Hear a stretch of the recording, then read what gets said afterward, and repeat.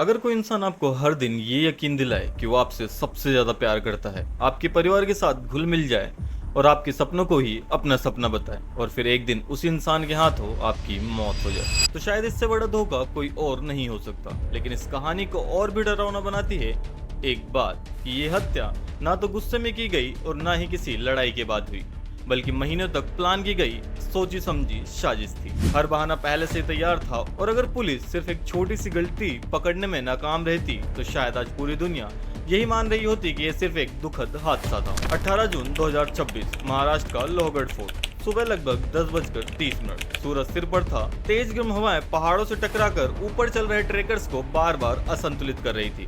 इसी रास्ते पर 26 साल का युवा बिजनेसमैन अपनी होने वाली पत्नी के साथ धीरे धीरे ऊपर चढ़ रहा था, लेकिन उसे नहीं पता था कि कुछ ही घंटों बाद उसी युवक की लाश लगभग 400 फुट गहरी खाई से निकाली जाने वाली थी।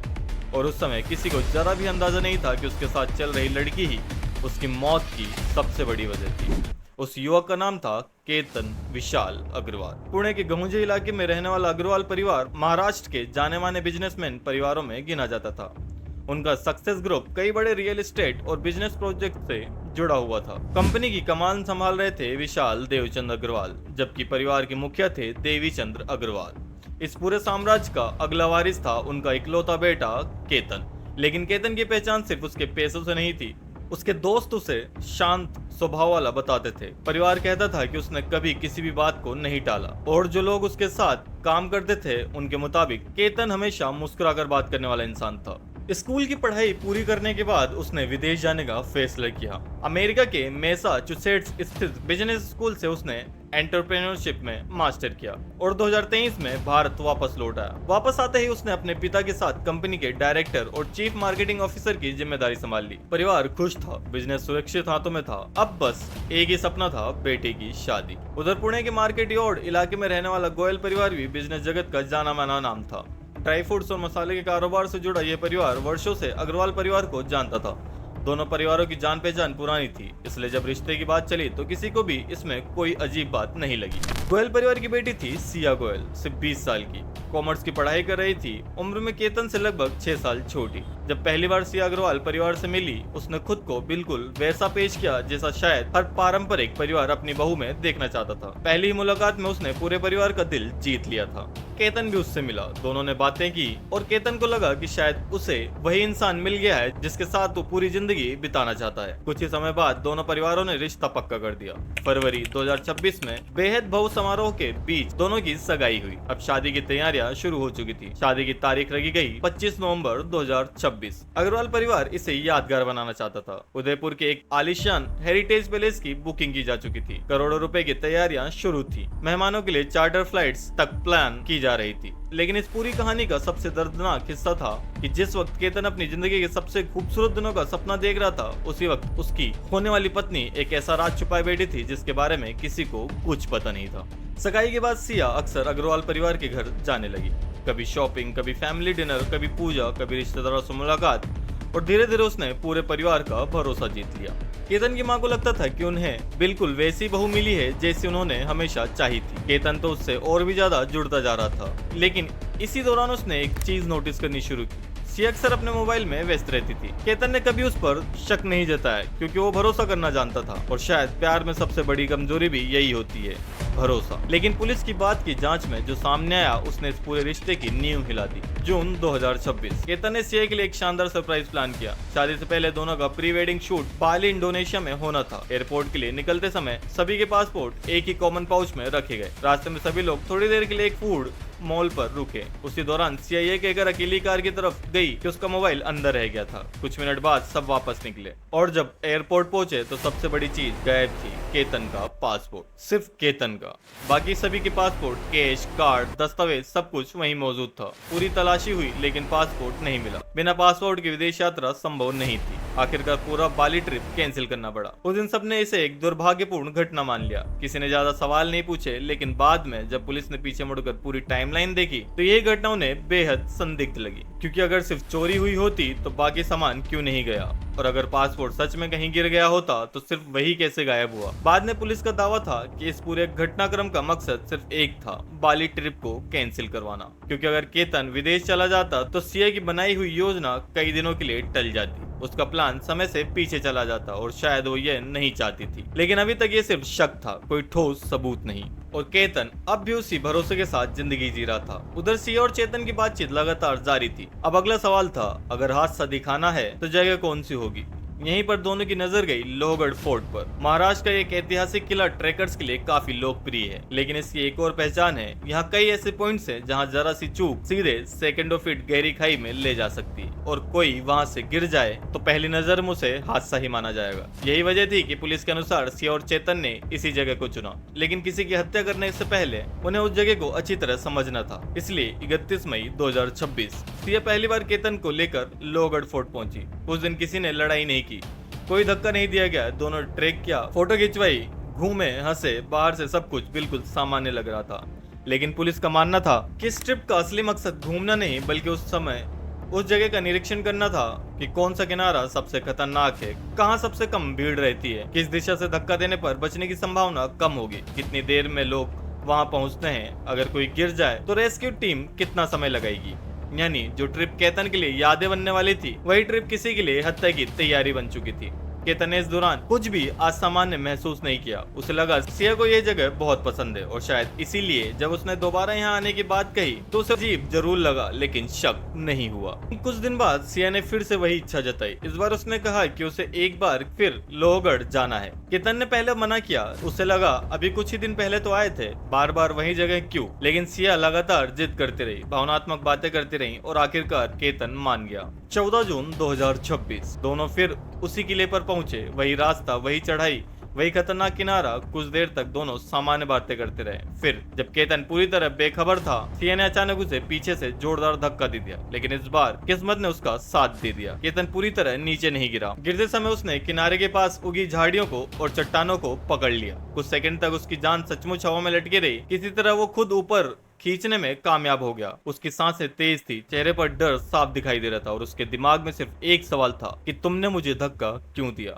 यही वो पल था जहां पूरी कहानी खत्म भी हो सकती थी। अगर सिया घबरा जाती या सच बोल देती तो शायद सब कुछ वहीं खत्म हो जाता। लेकिन यही पहली बार सामने आई उसकी सबसे खतरनाक ताकत। कुछ ही सेकंड्स में उसने एक नई कहानी गढ़ दी। वो घबराने का नाटक करने लगी। उसने कांपती आवाज में कहा कि केतन, तुम्हारे पैरों के पास सांप था, बहुत जहरीला सांप। मैं डर गई थी, इसलिए मैंने तुम्हें धक्का दिया ताकि वो तुम्हें काट ना ले। डर के उस माहौल में केतन ने नीचे देखने की कोशिश नहीं की। वो सिर्फ इतना सोच रहा था कि शायद सच में उसकी जान बच गई। जिस लड़की ने कुछ सेकंड पहले उसे मौत के मुंह में धकेला था, उसी लड़की को उसने अपनी जान बचाने वाली समझ लिया। यही भरोसा कुछ दिन बाद उसकी सबसे बड़ी कमजोरी बनने वाला था। लेकिन इस नाकाम कोशिश के बाद सिया और चेतन समझ चुके थे कि सिर्फ एक धक्का काफी नहीं होगा। अगर अगली बार भी केतन बच गया तो सब कुछ खत्म हो जाएगा। अब उन्हें एक ऐसा प्लान चाहिए था जिसमें बचने की कोई संभावना ही ना रहे। और इसी सोच के साथ दोनों ने 18 जून 2026 के लिए अपनी आखिरी और सबसे खतरनाक योजना तैयार करनी शुरू कर दी। 19 जून को सिया का 20वां जन्मदिन था। केतन चाहता था कि ये जन्मदिन उसकी जिंदगी का सबसे खूबसूरत दिन बने। उसने महाबलेश्वर के एक लग्जरी रिजॉर्ट में लगभग 40 कमरे पहले ही बुक कर रखे थे। लेकिन सिया के दिमाग में कुछ और ही चल रहा था। उसने अचानक केतन से कहा, मुझे अपने बर्थडे से एक दिन पहले लोहगढ़ फोर्ट जाना है, बस हम दोनों, कोई और नहीं। केतन ने साफ मना कर दिया। उसे 4 दिन पहले वही घटना याद थी। वो दोबारा नहीं जाना चाहता था, लेकिन सिया लगातार उसे मनाती रही। जब केतन नहीं माना तो उसने एक और कदम उठाया। उसने सीधा केतन की माँ को फोन किया। माँ के कहने पर केतन आखिरकार मान गया। उसे लगा शायद पिछली बार सच में कोई गलतफहमी हुई होगी, और यही भरोसा उसे आखिरी बार। 18 जून 2026 करीब 10:30 बजे केतन और सिया टिकट लेकर अंदर दाखिल हुए। दोनों सामान्य तरीके से ऊपर चढ़ने लगे। करीब आधे घंटे की चढ़ाई के बाद तीनों उस खतरनाक हिस्से तक पहुंच चुके थे जहां से नीचे लगभग 400 फुट गहरी खाई थी। केतन बिल्कुल निश्चिंत था। वो किनारे के पास खड़ा होकर दूर तक फैले पहाड़ों की तस्वीरें ले रहा था। उसे नहीं पता था कि उसकी जिंदगी के आखिरी कुछ सेकंड शुरू हो चुके हैं। पुलिस के मुताबिक यहीं उसे जोरदार धक्का दिया गया। अचानक हुए इस हमले के लिए वो बिल्कुल तैयार नहीं था। उसने खुद को संभालने की कोशिश की, लेकिन इस बार पकड़ने के लिए कोई झाड़ी नहीं, ना ही कोई सहारा था। कुछ ही सेकंड्स में उसका शरीर 400 फुट गहरी खाई में गायब हो चुका था। नीचे गिरने की आवाज पहाड़ों से टकराकर गूंज उठी। कुछ पल के लिए चारों तरफ सन्नाटा छा गया, और फिर शुरू हुई सिया की एक्टिंग। वो जोर जोर से चिल्लाने लगी, बचाओ बचाओ, केतन गिर गया, कोई बचाओ। आसपास मौजूद ट्रेकर दौड़कर पहुंचे। सिक्योरिटी गार्ड्स आए। करीब सुबह 10:30 बजे सिया ने कांपती हुई आवाज में पुलिस को फोन किया। फिर केतन के परिवार को उसने रोते हुए कहा कि केतन का पैर फिसल गया, वो नीचे गिर गया। कुछ ही देर में पुलिस, रेस्क्यू टीम और स्थानीय लोग सभी वहां पहुंच गए, लेकिन नीचे उतरना आसान नहीं था। खाई बेहद गहरी थी, घनी झाड़ियां, नुकीले पत्थर और खतरनाक ढलान। करीब 3 घंटे तक लगातार रेस्क्यू ऑपरेशन चलता रहा। आखिर दोपहर के आसपास टीम ने केतन को ढूंढ लिया, लेकिन बहुत देर हो चुकी थी। उसे तुरंत अस्पताल ले जाया गया। वहां डॉक्टर ने उसे मृत घोषित कर दिया। जब यह खबर अग्रवाल परिवार तक पहुंची तो मानो दुनिया पूरी तरह उजड़ चुकी थी। जिस बेटे की शादी के कार्ड छपने वाले थे, अब उसी की अर्थी उठने वाली। घर पे मातम छा गया, हर कोई टूट चुका था। और उसी दौरान सिया लगातार रोती रही। हर किसी को यही लगा कि उसने अपने होने वाले पति को खो दिया। कुछ ही घंटों बाद पुलिस ने शुरुआती जांच के आधार पर इसे एक दुर्घटना माना, क्योंकि लोगर्ड फोर्ट पर गिरने के हादसे पहले भी हो चुके थे। ऐसा लग रहा था कि केस यहीं खत्म हो जाएगा। उधर केतन का अंतिम संस्कार हुआ। पूरा परिवार बिखर चुका था और उसी शाम सिया ने अपने पब्लिक इंस्टाग्राम अकाउंट पर एक बेहद भावुक वीडियो पोस्ट किया। वीडियो में वो और केतन साथ में मुस्कुरा रहे थे, डांस कर रहे थे। पीछे दुख भरा गाना चल रहा था और कैप्शन में उसने लिखा, तुम मुझे मेरे जन्मदिन से ठीक पहले छोड़कर चले गए। मैं आज भी यकीन नहीं कर पा रही हूँ कि तुम अब इस दुनिया में नहीं हो। वापस आ जाओ। सोशल मीडिया पर लाखों लोगों ने उसे सांत्वना दी, लेकिन भीड़ में एक इंसान ऐसा भी था जिसे इस पूरे दुख के बीच कुछ अजीब दिखाई दे रहा था, और वो थे केतन के पिता विशाल अग्रवाल। उन्हें बार बार एक ही बात परेशान कर रही थी कि अगर उनका बेटा इतना अनुभवी ट्रेकर था तो आखिर इतनी आसानी से कैसे गिर सकता था। और फिर अंतिम संस्कार के दौरान उसने सिया के चेहरे को ध्यान से देखा। वो रो रही थी, चीख रही थी, लेकिन उन्हें उसकी आंखों में वो दर्द दिखाई नहीं दे रहा था जो एक खोने वाले पति को खोने के बाद होना चाहिए। उसी पल उनके मन में पहला शक पैदा हुआ, और यही शक कुछ दिनों में पूरे देश में सबसे चर्चित मर्डर केसों में से एक का दरवाजा खोलने वाला था। विशाल अग्रवाल का शक अब सिर्फ एक एहसास नहीं रह गया था। उन्हें यकीन होने लगा था कि उनके बेटे की मौत कोई हादसा नहीं हो सकती। उन्होंने पुलिस से साफ कहा। शुरुआत में पुलिस के पास कोई ठोस वजह नहीं थी कि एक्सीडेंट को मर्डर माना जाए, लेकिन जब परिवार लगातार सवाल उठाने लगा तो अधिकारियों ने पूरे केस को दोबारा खोलने का फैसला किया। 22 जून 2026 केतन के अंतिम संस्कार के 4 दिन बाद सिया फिर अग्रवाल परिवार के घर पहुंची।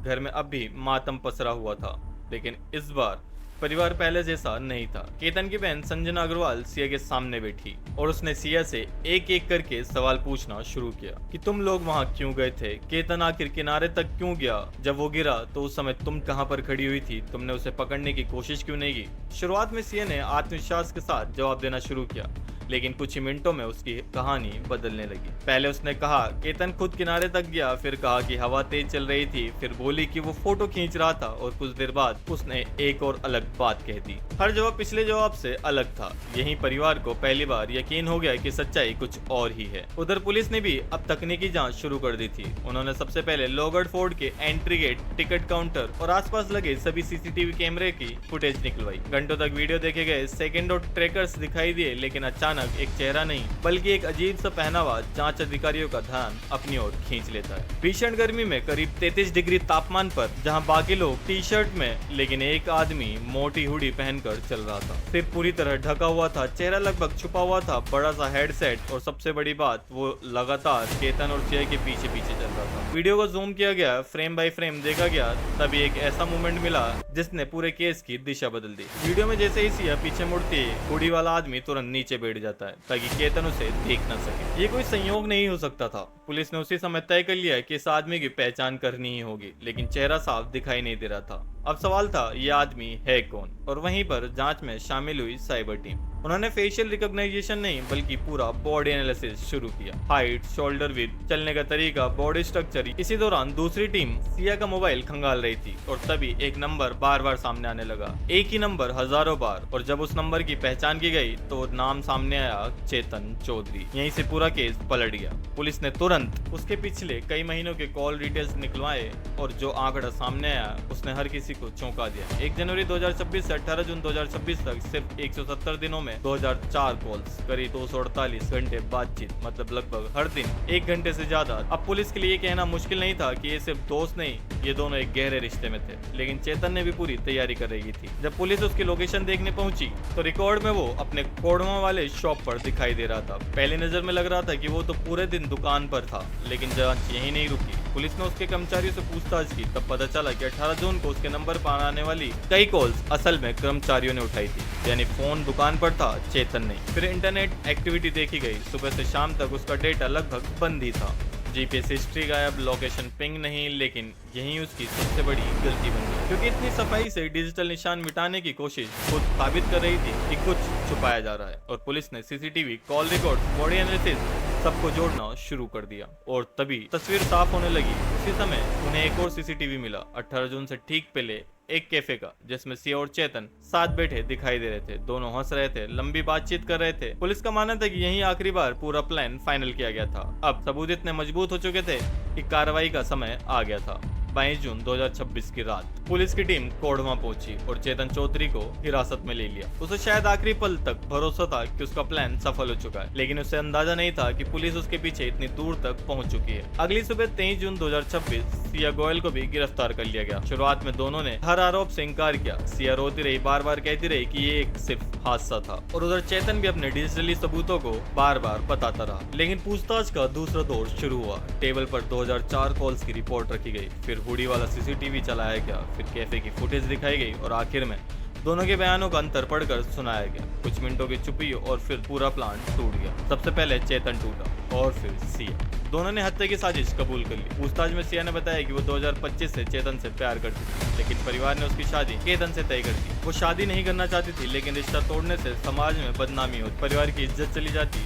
शादी की तैयारियों पर करोड़ों रुपए खर्च हो चुके थे। उदयपुर का हेरिटेज प्लेस बुक था, चार्टर फ्लाइट्स तैयार थी। ऐसे में उसे लगा अगर केतन एक हादसे में मर जाएगा तो ना शादी करनी पड़ेगी, ना बदनामी होगी, और बाद में वो चेतन से शादी कर लेगी। यही सोच एक मासूम इंसान की मौत का कारण बन गई। लेकिन कहानी यहीं खत्म नहीं हुई। पुलिस ने दोनों पर भारतीय न्याय संहिता बीएनएस के तहत हत्या और आरोप साजिश की धाराओं में केस दर्ज किया। 23 जून 2026 को दोनों को अदालत में पेश किया गया। बचाव पक्ष ने पुलिस कस्टडी का विरोध किया, लेकिन जब अदालत के सामने CCTV, call record, digital evidence और कबूलनामा रखा गया तो अदालत ने दोनों को 29 जून 2026 तक पुलिस रिमांड पर भेज दिया। आज भी इस केस की जांच में कई पहलू चर्चा का विषय हैं। क्या सिर्फ 2 लोग शामिल थे या किसी और को भी पहले से सब कुछ पता था? लेकिन एक बात बिल्कुल साफ है, केतन अग्रवाल की मौत सिर्फ एक हत्या नहीं, ये भरोसे की हत्या थी। उस भरोसे की जिसने एक इंसान को अपने ही कातिल के साथ मुस्कुराते हुए अपनी आखिरी यात्रा पर भेज दिया। कभी कभी धोखा दुश्मन नहीं देता, वो इंसान देता है जिस पर हमें सबसे ज्यादा भरोसा होता है, और शायद यही इस पूरी कहानी का सबसे डरावना सच है। तो तुम्हें क्या लगता है कि वीडियो कैसी लगी? अगर वीडियो पसंद है तो वीडियो को लाइक करो, शेयर करो, और ऐसे ही वीडियो के लिए चैनल को सब्सक्राइब कर लो।